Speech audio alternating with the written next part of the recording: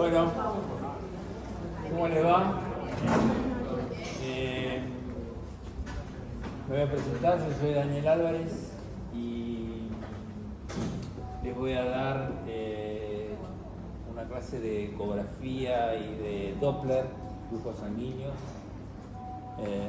muy importante para hacer diagnósticos sobre todo de hipertensión portal, y también después vamos a ver algo de trasplante hepático, el flujos sanguíneos en el trasplante hepático, que son sumamente importantes. Bueno, durante 30 años estuve a cargo del servicio de Favaloro, que de esos 30, 20 se hicieron trasplantes hepáticos, y por ende, si hablamos de trasplantes hepáticos, porque vos recibís mucha gente que tiene enfermedades hepáticas que van a ir al trasplante, y esos son los pacientes que evolucionan con cirrosis fundamentalmente. Así que siempre tengan en cuenta que cuando nosotros hacemos los estudios de ecografía, la evaluación del parénquima hepático para saber si estamos delante de una hepatopatía crónica es sumamente importante. Entonces, saber diferenciar los bordes irregulares que tienen que tener la hepatopatía crónica, la presencia de ascitis, los bordes engrosados de la vesícula, todas estas cosas, todos estos signos que nos hacen pensar en que el paciente tiene hepatopatía crónica, y por lo tanto tenemos que constatar si este paciente no tiene algo vascular distinto a lo que puedan tener los demás. No sé si ustedes... Voy a mezclar un poco de gastroenterología porque después de tantos años no puedo dejar de hacerlo. Saber si tiene trastornos en la circulación es lo que nos va a hacer entender a nosotros que estos pacientes, por ejemplo, cuando se le hace una seriada gastrodenal, una endoscopía, va a tener varices esofágicas. Entonces, si ya viene con el antecedente de varices esofágicas y tengo un hígado de esta forma, que veo que es una hepatopatía, tengo que ir a buscar a ver si esta persona tiene algún problema en su parte vascular, en sus venas que irrigan el hígado.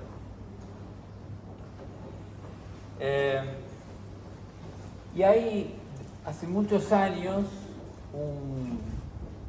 un hepatólogo muy importante catalán, Jaime Bosch, habló de lo que se llamaba el iceberg de la hipertensión portal, que eran los signos que iban a aparecer en un paciente para que yo pudiera sospechar que ese paciente tenía hipertensión portal. ¿Sabemos lo que es hipertensión portal? ¿O no lo sabemos? Lo explico así brevemente para que tenga una idea. Yo tengo el hígado, tengo el vaso.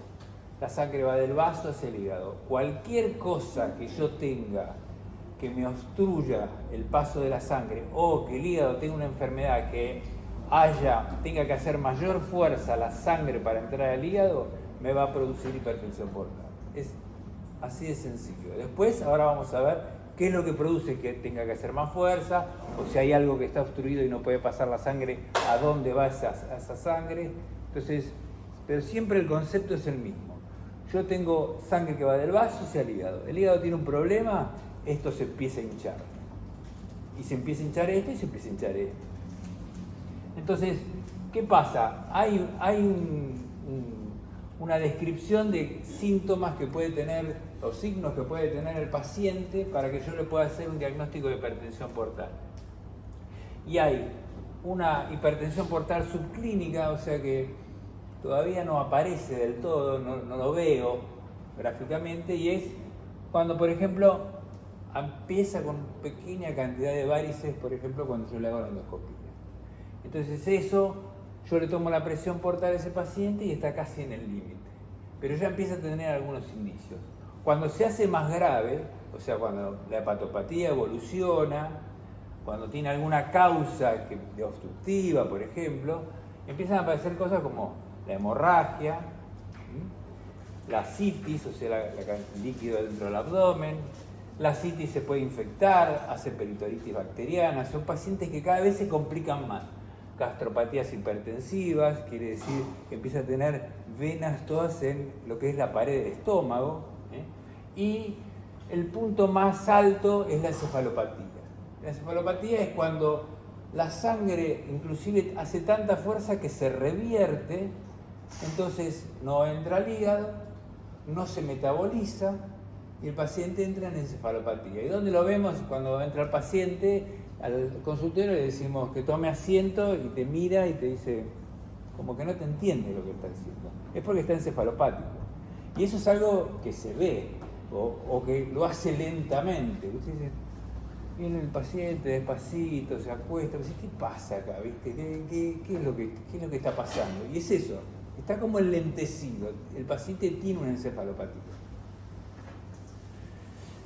Esto es un poco para que entiendan las distintas varices o las distintas colaterales que se van formando a medida que empieza a aumentar el problema de que la sangre llegue bien al hígado. Entonces, las que se van a encontrar ustedes van a ser las varices esofágicas, las periesplénicas sobre todo, hay varices que se forman alrededor o cerca del páncreas, que están, inclusive uno las ve subhepáticas, la repermeabilización de la vena umbilical, que en realidad es paraumbilical. ¿Alguien sabe por qué es paraumbilical? La vena umbilical no es una sola, son dos, pero están unidas prácticamente. Uno la ve como una sola en la ecografía, pero en realidad son dos. La vena paraumbilical, e inclusive van a ver que hay muchos pacientes que tienen mucha hipertensión portal y tienen hemorroides.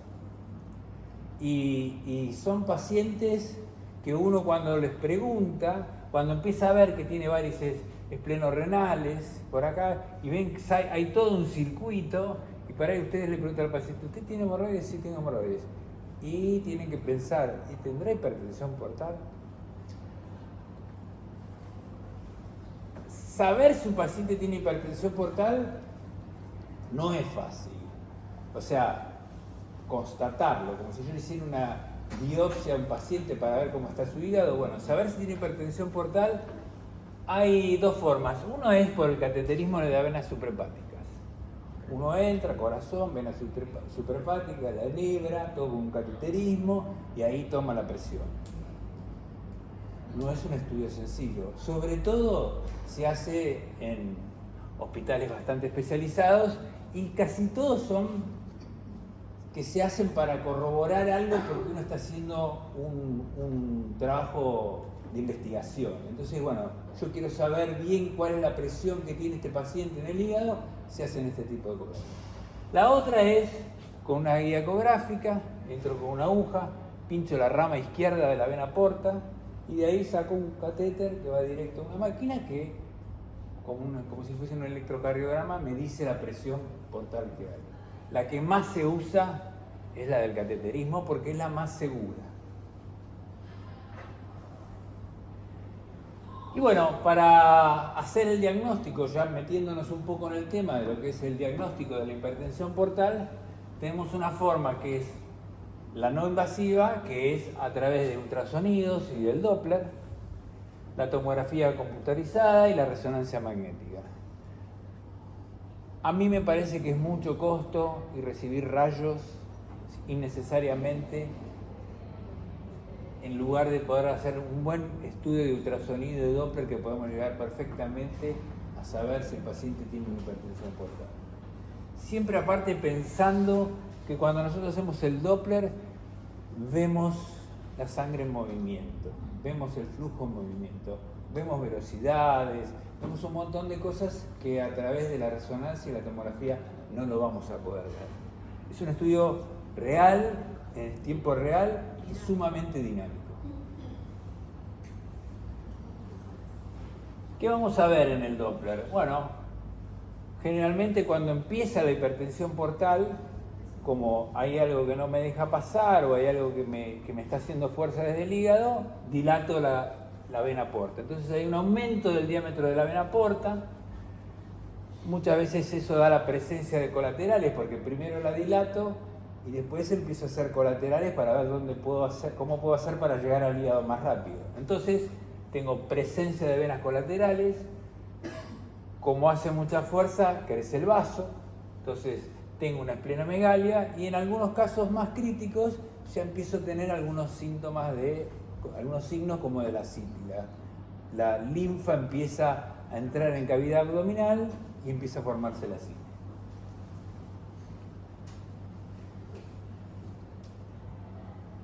Hay un signo que se describió, que lo hizo Bolondi, con una muy buena sensibilidad, que es medir la esplénica a la altura del páncreas. Generalmente, en los sujetos normales, la esplénica en expiración y en inspiración tiene una variación en el diámetro. Cuando tenemos hipertensión portal que está haciendo fuerza, eso se convierte en algo mucho más rígido. Entonces, tanto en inspiración como en la expiración, van a ver que no existe cambio en el diámetro de la vena esplénica.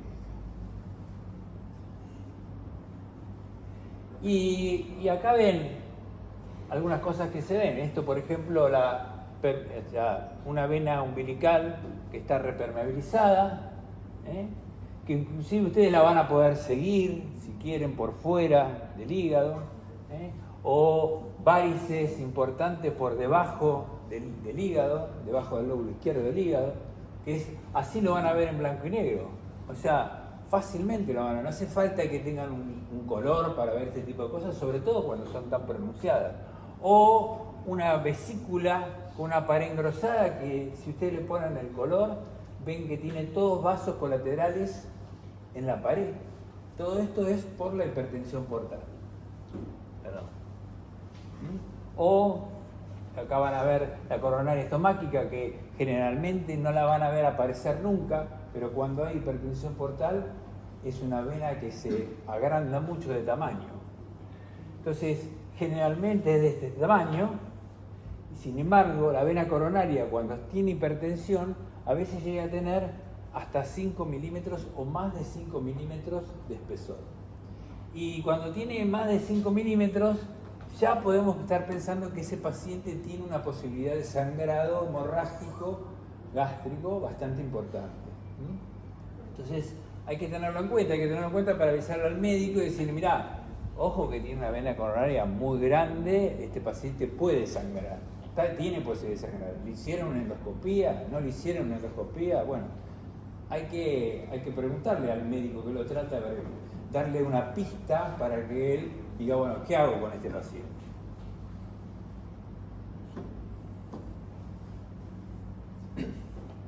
Otro signo que no es específico, pero que muchas veces lo van a ver relacionado, es la esplenomegalia.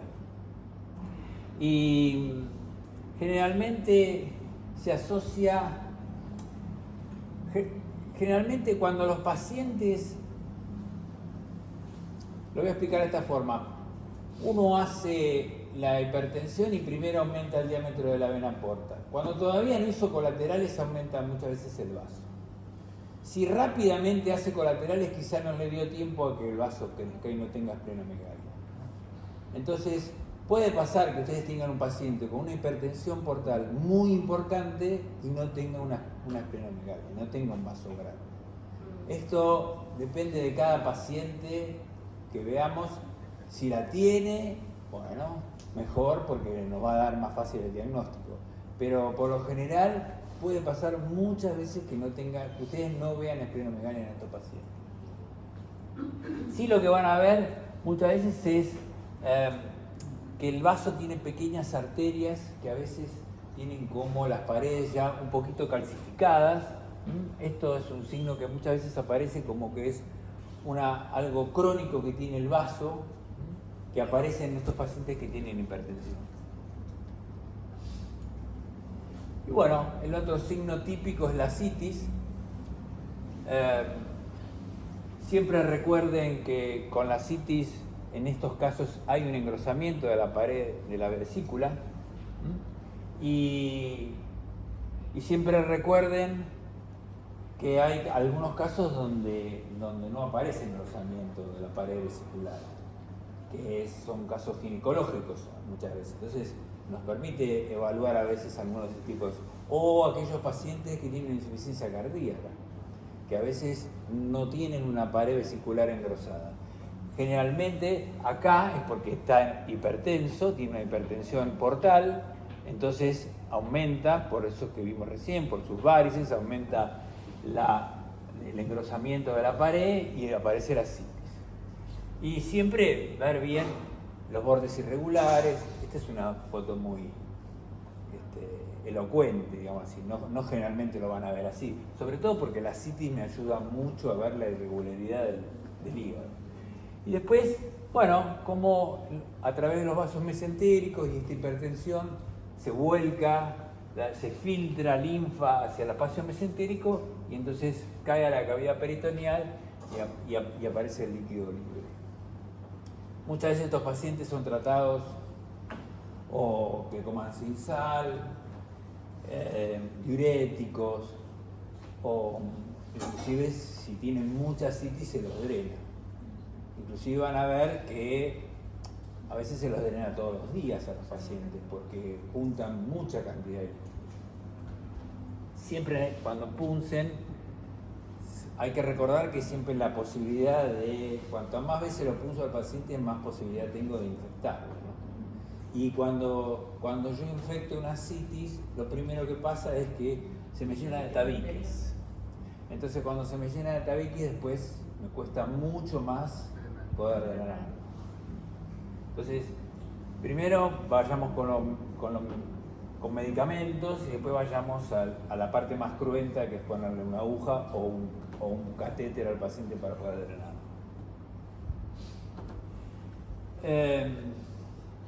Y ahora vamos a ver un poco cuál es la utilidad del Doppler en el estudio del eje esplenoportal para sacar una conclusión de en qué me ayuda el Doppler para poder decir este paciente tiene hipertensión portal. Entonces, dentro de lo que es el diagnóstico está la velocidad que tiene la porta, la dirección que tiene el flujo, siempre tiene que ir desde el vaso hacia el hígado, ¿no? El diagnóstico etiológico de la hipertensión portal, si es pre, intra o poshepático el problema, me va a ayudar mucho también el Doppler y la ecografía, por supuesto, y también van a ver que en algunos casos yo puedo ver la respuesta a algún tratamiento que yo le hago a esos pacientes. Ya hablando más, perdón, quiero sacar esto. Ya hablando más de ensayos clínicos, ¿no? Pero se van a dar cuenta que se puede hacer perfectamente un seguimiento de ese paciente que tiene hipertensión portal. Yo le hago un tratamiento y después con el mismo Doppler me puedo dar cuenta si está funcionando o no. Generalmente la velocidad de la porta en los sujetos sanos está más o menos en 15 centímetros por segundo. Y cuando hablamos de pacientes que tienen hipertensión portal, por lo general está por debajo de 12, yo le diría por debajo de 10 centímetros por segundo. Y hay que tener en cuenta que uno puede tener varios flujos en la porta. Uno puede tener un flujo habitual, que es un flujo algo bifásico, ¿no? El flujo bifásico generalmente se relaciona quizás a personas jóvenes. Las personas más adultas tienen un flujo un poco más chato, que es de esta forma, ¿no? Y como diagnóstico diferencial, si quieren saber, les puede pasar que un día tengan un flujo de este tipo, que parece casi trifásico, que es tanto negativo como positivo. Cuando tienen este tipo de flujo, sin ninguna duda, esto viene desde la suprahepática, se lo pasa a la vena porta, viene desde el corazón viene esto. Esto es una insuficiencia cardíaca, una insuficiencia tricuspidia. Entonces, cuando tengan este patrón de flujo en la vena porta, lo primero que pueden pensar es, este paciente tiene insuficiencia cardíaca. Y los médicos le van a decir, pero vos estás loco, sí. Pero andá y mirá y vas a ver. Y no se van a equivocar. Lo que es la famosa arterialización de las venas suprahepáticas. Exactamente.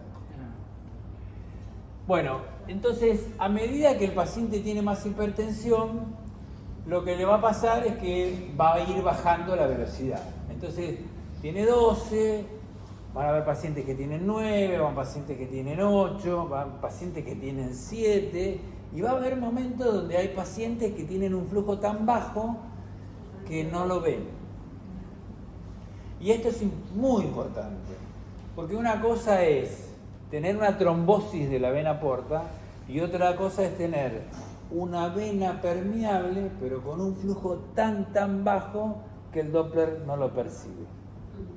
Entonces yo tengo que tener las dos imágenes. Para decir que tengo una trombosis portal, tengo que ver el trombo. Si no, es marcada disminución del flujo a nivel de la porta no detectable con el Doppler. Punto. Esto lo digo porque si ustedes, porque se van a encontrar con gente que tiene, es más, hay pacientes que tienen un flujo que va y viene mientras respira. Y no la tiene tapada totalmente, está funcionando casi como si tuviera, pero no la tiene tapada, no tiene un trombo ahí adentro. Entonces hay que mirarlo bien. Y hay que tener en cuenta, muy en cuenta, que el Doppler tiene su sensibilidad y su especificidad y hay cosas que no las termina de captar. O sea, si yo tuviera un traductor de 10 MHz que hago piel y quiero ver un arterípero, bueno, por ahí puedo tomar una velocidad baja, muy bajita, pero acá, en el medio del abdomen, con un traductor de 2,5, 3,5, 5, a veces el Doppler no lo capta. Doctor, una pregunta, o sea, tal vez el Doppler no lo capta y si yo lo cambio y le pongo Doppler color, tal vez pueda verse el flujo, ¿no? No te va a cambiar mucho. No te va a cambiar mucho. Perdón. La trombosis en la vena porta es causa De hipertensión. como se dijo, prehepática. Prehepática. Ya ahora vamos a ver.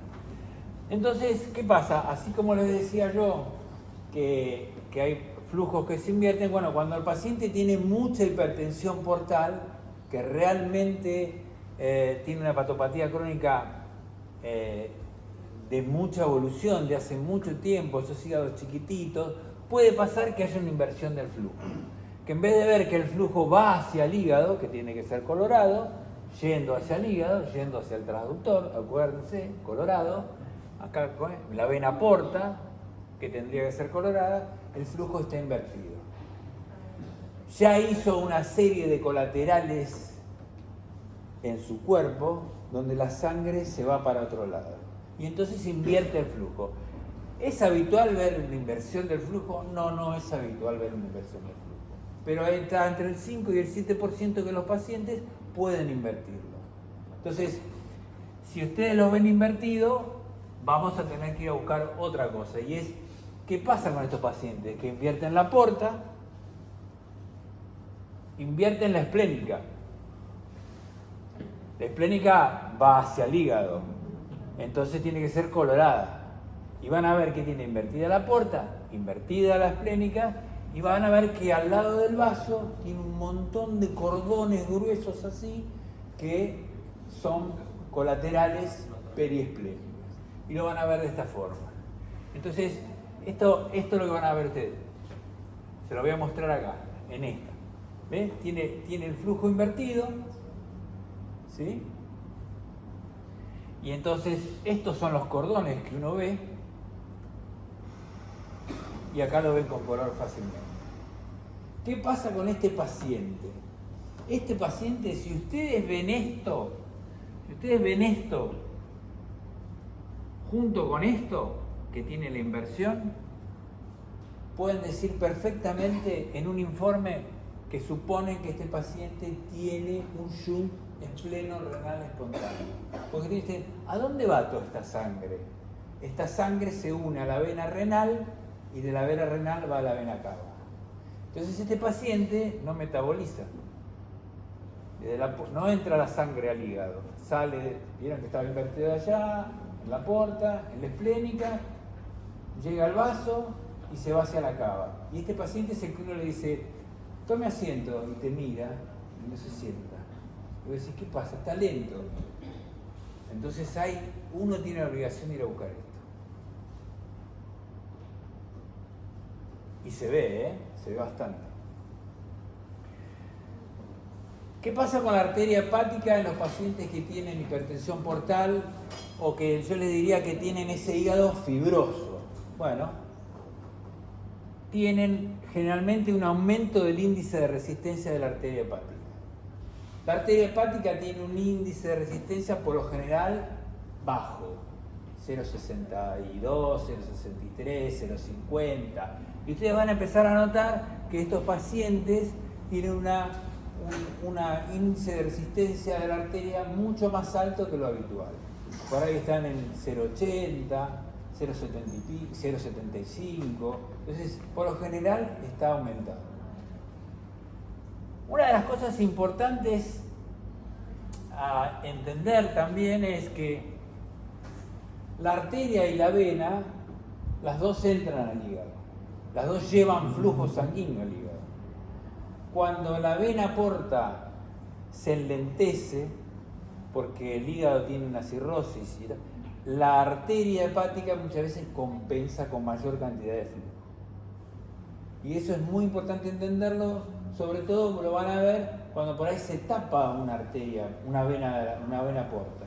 Porque cuando se tapa la vena porta y no llega la suficiente sangre a través de la vena, la sangre ustedes van a ver qué arteria grande tiene. O van a decir, qué bien que se ve la arteria, ojo, se ve por qué se ve tan bien. Porque la sangre de la vena no está llegando. Nosotros en una época hicimos un estudio para ver qué pasaba con la arteria hepática en los sujetos normales, el índice de resistencia, en los sujetos cirróticos y en los sujetos cirróticos que tenían hepatomas, que tenían cáncer de hígado y que cuando tienen cáncer de hígado sobre todo está mucho más aumentado el índice de resistencia. Ni hablar si son de estos hepatomas que pasan disimuladamente, que tienen una invasión difusa del hígado, que también tienen que tener muy en cuenta eso, porque son altamente trombosantes, o sea, los tumores de hígado trombosan la vena porta, generalmente trombosan la vena porta, tanto la rama como la porta principal. Entonces, si yo tengo una hepatopatía crónica con una trombosis de la vena porta, tengo que ir a buscar sí o sí que ese paciente sea a ver si tiene un hepatoma o no lo tiene, porque es muy probable que lo tenga. Entonces, ¿qué pasa también? Uno de los indicios es que yo a estos pacientes le hago el índice de resistencia a la arteria hepática y es mucho más elevado que un cirrótico habitual. Y entonces eso me está diciendo que este hígado está más duro de lo habitual porque tiene algo difuso. Entonces, pongamos el ojo también en eso. Y lo otro es las venas suprahepáticas. Generalmente las venas suprahepáticas son gordas, importantes, y tienen un flujo de este tipo, ¿no? Trifásico. Generalmente las venas suprahepáticas en las hepatopatías crónicas, como el hígado está duro y la vena suprahepática es una vena muy blanda, que es muy elástica, no tiene mucha presión, entonces se achata con la fibrosis, se hacen finitas y generalmente tienen la flauta, algo pasó acá. Ahí está. Tienen un flujo así de este tipo chato. Entonces, siempre que vean venas suprahepáticas finitas y un flujo chato, con una característica de los bordes así irregulares, siempre pensar en que son pacientes que pueden tener una hipertensión portal. Bueno, ahora les voy a mostrar lo que es la utilidad de la ecografía en el diagnóstico etiológico. Tanto la ecografía como el Doppler nos pueden decir si tiene un problema prehepático el paciente, un problema hepático o un problema poshepático. Entonces, dentro de los prehepáticos tenemos las trombosis portales. Fíjense cómo se ve la arteria, que yo les decía recién, ¿no? Se tapó la vena ven la imagen ecogénica dentro de la vena y ven mucha arteria alrededor. Eso es algo bien típico, ¿no? O fíjense acá que es una trombosis chica, pero es una trombosis parcial de la vena. Este paciente quizás le das anticoagulantes y eso se desaparece. O acá, que esta es la esplénica, fíjense el trombo en la esplénica, como se ve claramente, siguiendo el borde. Y esto que ustedes ven acá es una vena porta muy grande, con todo contenido adentro, con la arteria hepática y vasos de neovascularización adentro. Es una porta invadida por un tumor hepático. Entonces, en una época, a veces cuando no se podía hacer, era tan difuso y no se veía claramente el tumor, no se sabía dónde pinchar el hígado para sacar una muestra a ver si era un hepatoma, se ponía una agujita y se hacía algo citológico de la vena porta para sacar una muestra de las células que había dentro de la vena porta.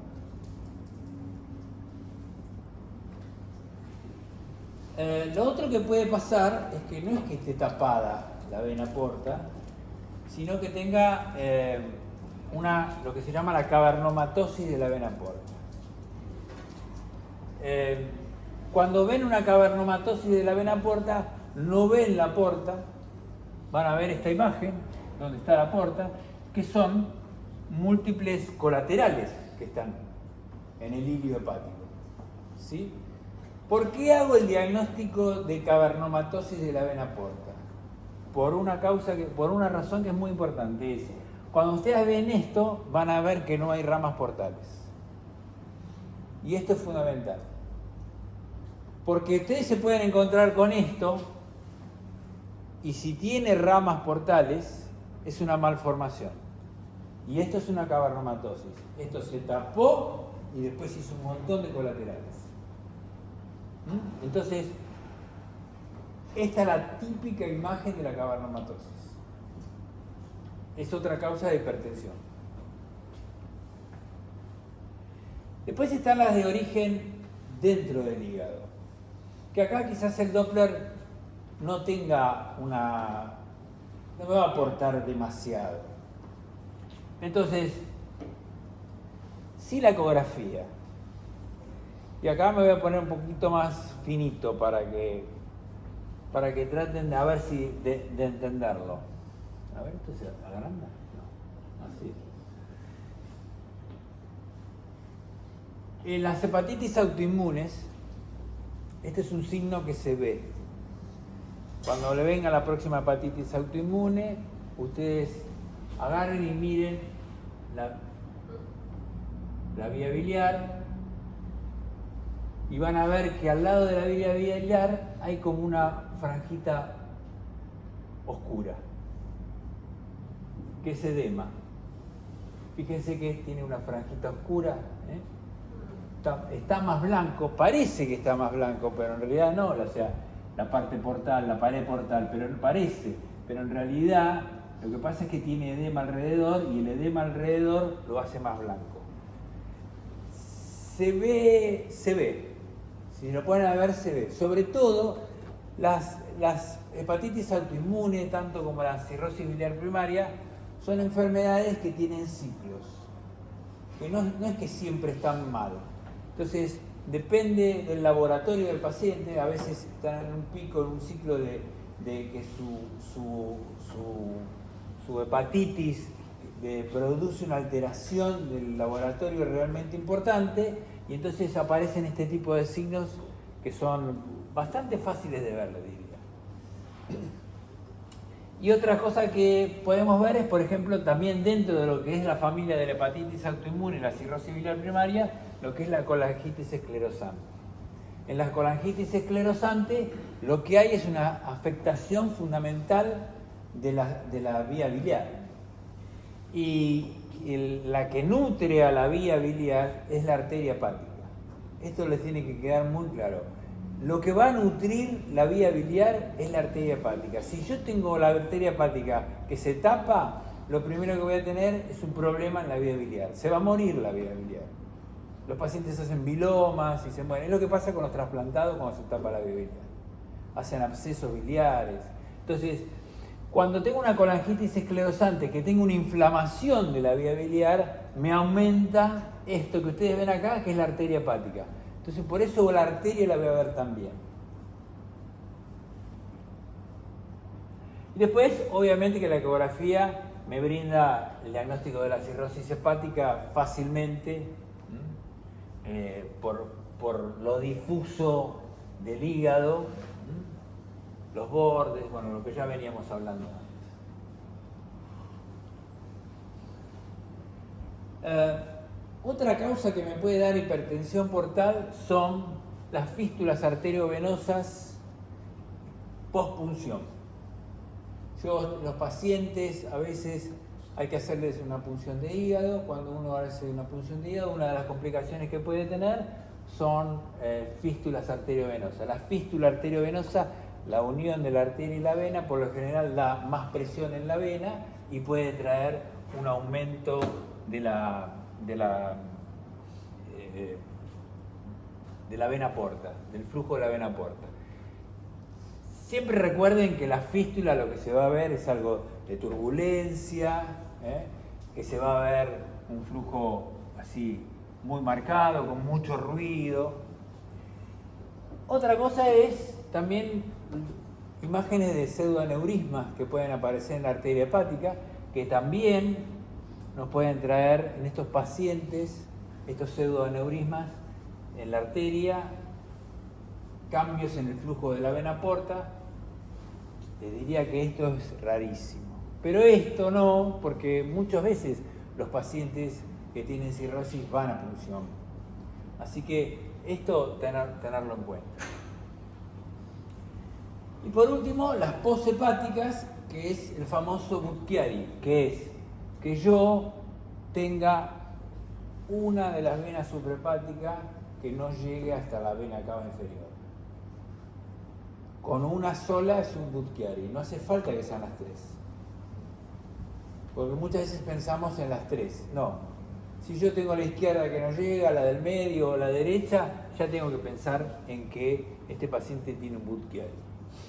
Y en el Budd-Chiari, en este paciente en particular, no quiere andar. Bueno, lo que se veía es que no llegaba a la cava y de acá partía y desembocaba en otro lugar del hígado. Se buscó sola la vena tratando de desembocar en la vena cava inferior por otro lado absolutamente distinto. Entonces, siempre pensar en el Budd-Chiari y en eso. Generalmente el Budd-Chiari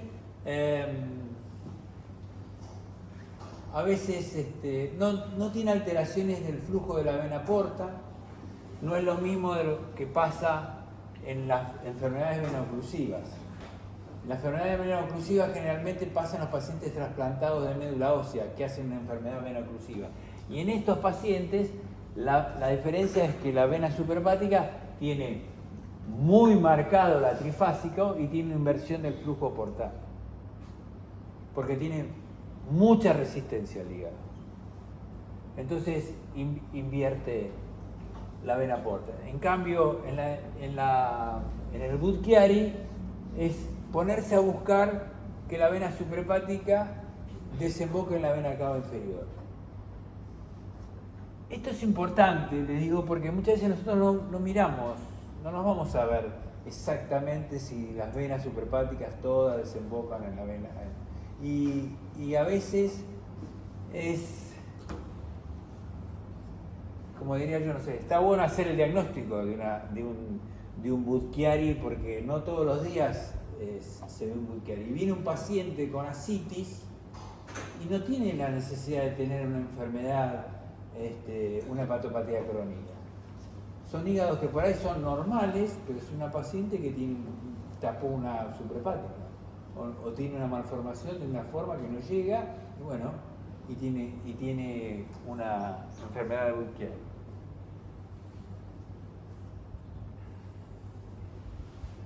Dentro de las alteraciones que yo le decía sistémicas, hay una vasodilatación esplácnica cuando este flujo disminuye de la vena porta, entonces hay más arteria tanto de la vena esplénica, por ejemplo, de la arteria esplénica, como también hay vasoconstricción periférica o la circulación renal, o sea, todo el mecanismo se empieza a autorregularse de alguna forma para tratar de sanear esa falta de circulación que no hay en la porta y de ver cómo uno puede aportar más sangre hacia el hígado. Entonces por eso hay una vasoconstricción de las distintos lugares periféricos, circulación renal, circulación cerebral.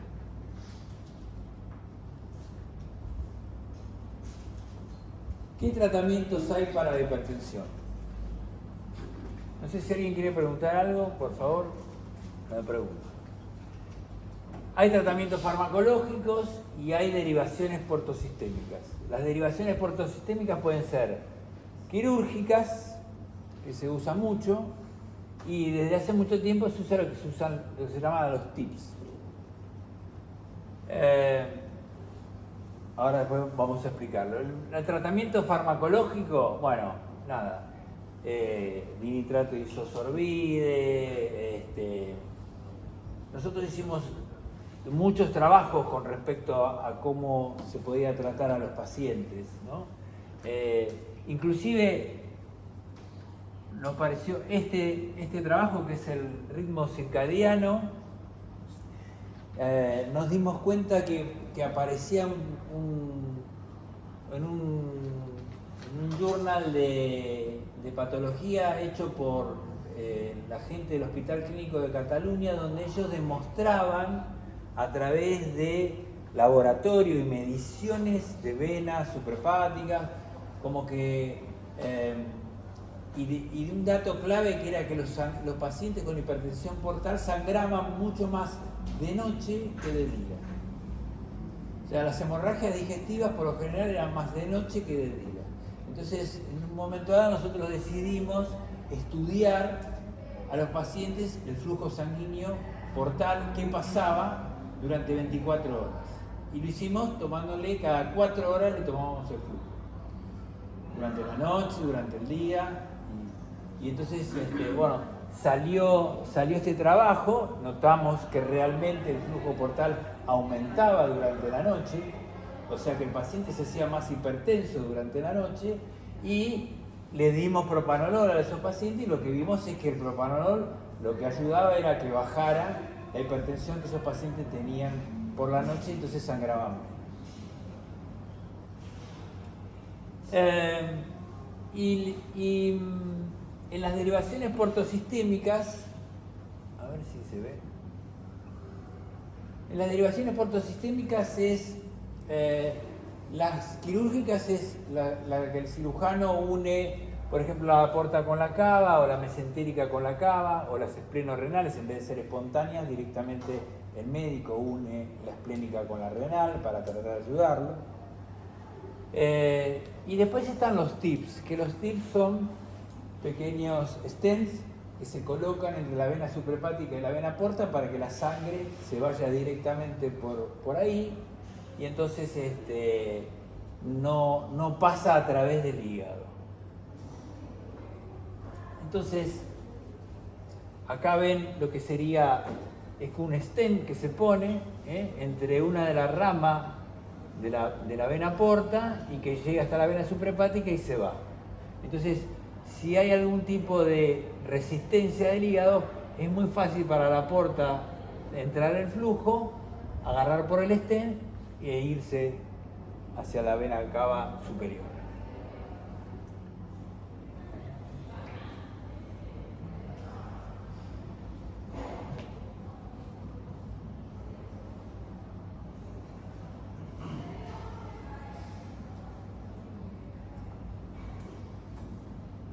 Ahí está.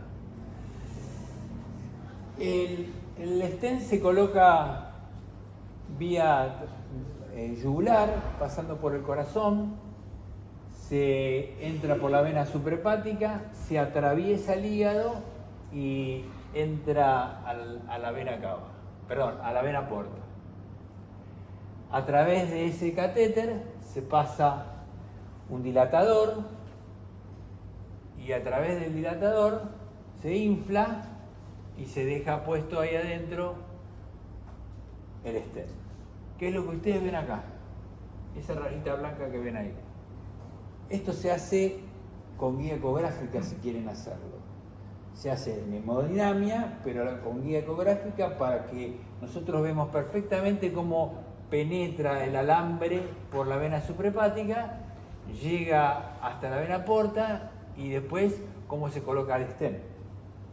Y muchas veces uno le puede decir al que lo está haciendo, mira, el stent es corto, hay que ponerle otro más para que llegue hasta la desembocadura de la suprahepática.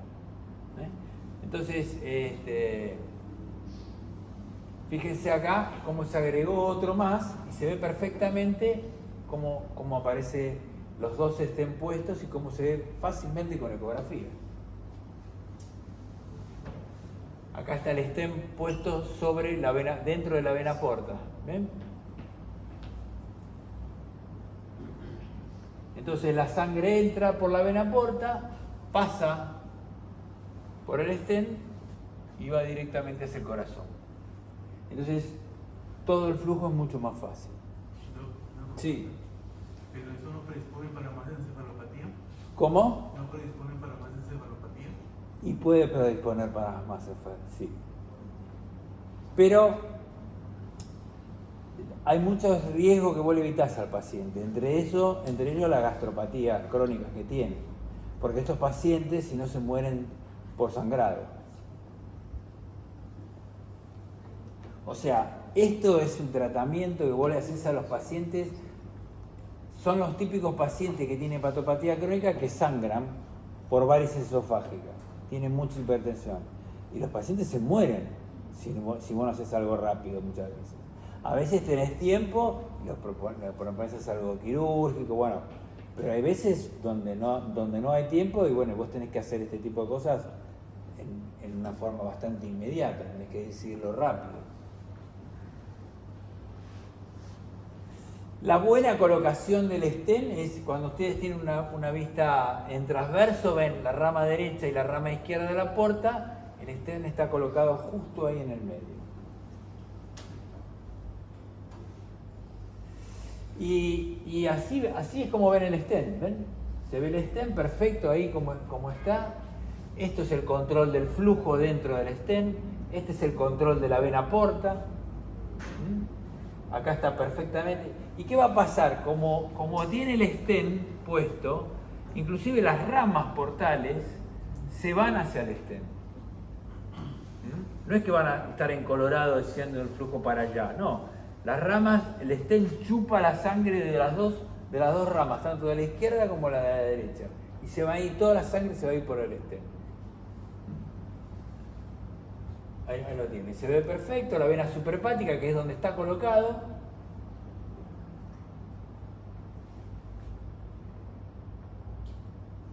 Siempre hay un flujo turbulento, es un cuerpo extraño, que está dentro del hígado, obviamente.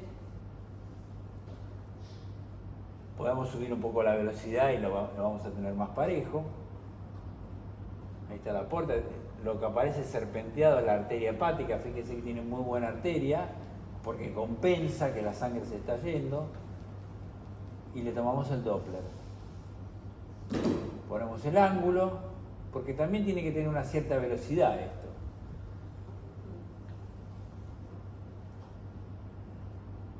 Fíjense que acá más o menos está en 110. En realidad, ¿cómo controlo esto yo? Lo mejor es, salió del lugar, salió de hemodinamia, lo traen, entonces yo le mido la porta y le mido el stent, la velocidad. Si dentro de, entonces supónganse que la velocidad me da, por decir algo, me da 20 de velocidad, está muy buen flujo. Y este me da 110, como dice, perfecto. A la semana me lo traen y resulta que en 20 se fue a 8. Quiere decir que el stent se está tapando. Entonces seguramente voy a ir a ver el stent y voy a ver que el stent tiene una estenosis. En algún lugar está pasando algo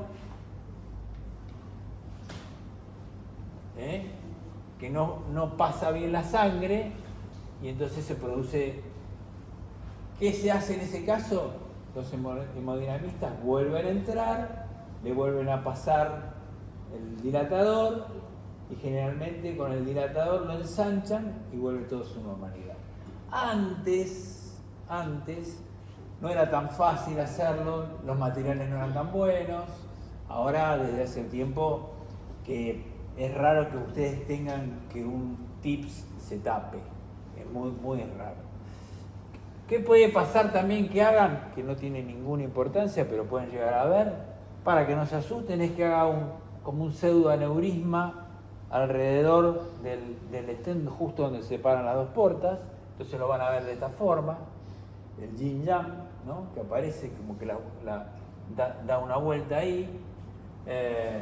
Nada, no van a hacer nada, ni lo van a mirar, lo van a informar y nadie se va a meter con eso. Y la otra es que se tape. Fíjense acá, está totalmente tapado.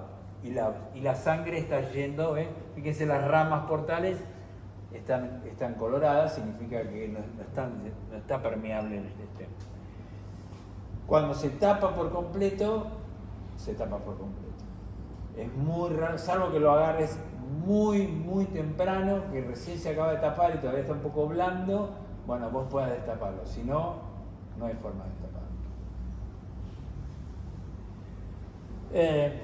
Estos son algunos criterios, ¿no?, que marcan si se tapa o no se tapa, o si se está tapando, pero yo les diría que lo mejor es hacer el control cuando sale el paciente, porque estas medidas, sí, yo no digo que no, que cuando disminuyen, pero cada paciente es distinto.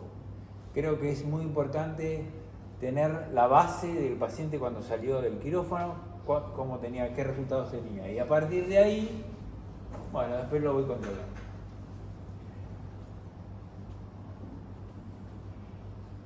Las derivaciones quirúrgicas son las que hace normalmente el cirujano. ¿Hay algún signo así indirecto que yo pueda tener para decir, bueno, esta derivación quirúrgica está funcionando bien? Porque no es fácil ver los shunts que hacen los cirujanos generalmente dentro del abdomen. Entonces, bueno, una de las cosas que puedo ver es, si tengo suerte, bueno, veo una turbulencia a nivel de la anastomosis donde unieron la porta con la cava, supóngase, por decirle algo. Pero tengo signos indirectos, y los signos indirectos van a ver que si tengo sangre que se deriva a la vena cava, por ahí la cava está un poco más grande. Si tengo sangre que se transmite, más sangre que está entrando a la vena cava, van a ver un flujo turbulento en la cava. Y que haya un flujo turbulento en la cava, en vez de tener una cava normal, tiene un flujo turbulento, bueno, es porque seguramente está entrando sangre de otro lado y es porque la derivación está permeable. Y otra cosa importante es que van a ver que estos pacientes no tienen ascitis, porque ya no tienen hipertensión portal. Si funciona la derivación. Cuando deja de funcionar, vuelven a tener hipertensión portal y de repente van a tener ascitis. Y entonces estaba todo bien y de repente viene el paciente y tiene una panza así. ¿Qué pasa? Bueno, hay que mirar si no se tapó. Lo voy a pasar rápido porque si no, no lo quiero agotar. Lateral con prótesis, estos son los que se hacen, lo que hace el cirujano. Término lateral, directamente la vena a la otra vena, por ejemplo, porta cava, o lateral, une las dos venas, corta y las une a las dos. Depende de cada caso, se usan distintos. El más común es el espleno renal, que une la vena esplénica directamente a la vena renal, y que la vena renal pasa a la vena cava inferior y ahí se va. Esto generalmente hace que se invierta el flujo en la vena porta, la van a ver para el otro lado, porque todo se va hacia la esplénica y de la esplénica a la vena renal. El otro es el shunt portocava lateral, que es este que veíamos antes. Y Este lo que van a ver es como la vena porta se une a la vena cava. Esto en realidad lo puse así para que se entienda mejor. Entonces todos los flujos de la vena esplénica y todos van hacia el shunt, donde van a ir a la vena cava, y va a haber una inversión de la vena porta. También los flujos de la porta van a ir todos hacia el shunt, para poder irse por ahí.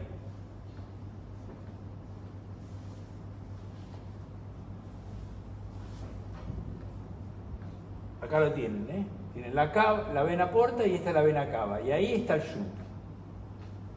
Fíjense cómo yo pongo el Doppler y cómo pongo el Doppler color inclusive, y lo ven que dobla y se está yendo para ese lado.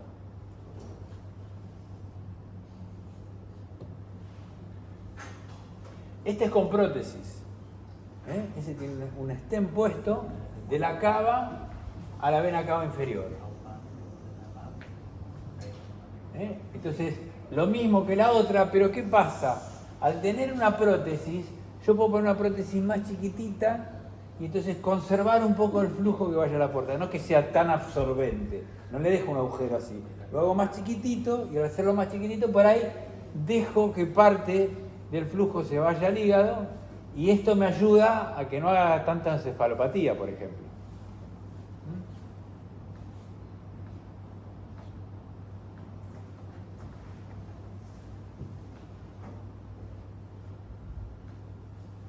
Y van a ver que acá van a ver una línea punteada, que es la prótesis. Ahora van a ver por acá, ahí está, ¿ves? Esa es la prótesis, ahí la ven. Ahí.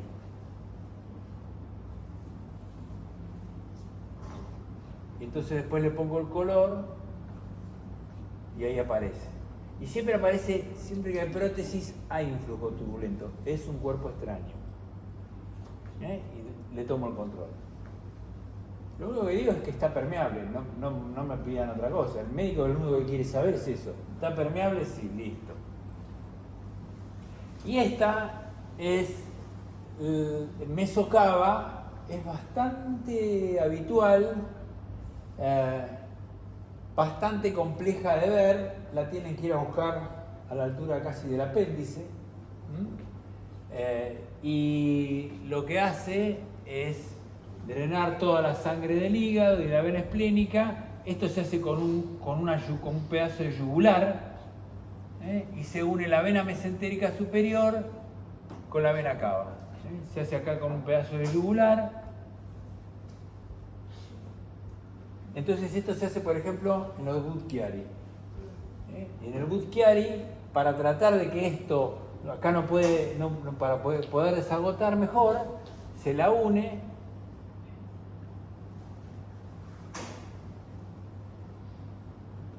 Ahí está la vena mesentérica. Acá está la mesentérica y acá está la vena cava. Y acá está la unión. Cuando la encuentran se ve una cosa explosiva así como se ve ahí, ¿no? Que se ve muy muy bien y que se tiene que ver así, no sé. Y ven que la porta, la cava tiene un flujo bien turbulento, la cava. Si yo no viera lo otro y veo nada más que la cava, eso, ya la turbulencia de la cava me está diciendo que está permeable. Y si no me equivoco, bueno, nada. Hablábamos del riesgo de sangrado de los pacientes, que por eso se hacen estas cosas. Si vos lo dejás sin tratamiento, el 65% tiene una posibilidad de que al año mueran. Y si fíjate, le haces un TIPS, el 13%, y si le haces un shunt quirúrgico, está en el 10%. Le bajás muchísimo la mortalidad de estos pacientes. ¿Preguntas? Doc, con el procedimiento de